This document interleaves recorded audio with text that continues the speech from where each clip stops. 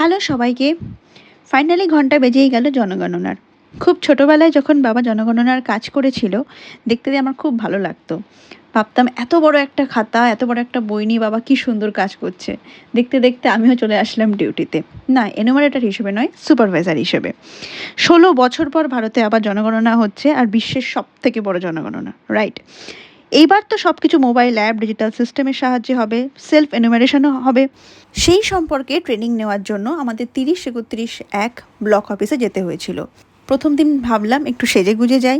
প্রথম দিনের ট্রেনিংয়ে সকাল ৯টা থেকে ট্রেনিং ছিল, রেডি হয়ে আমরা পৌঁছে গেলাম।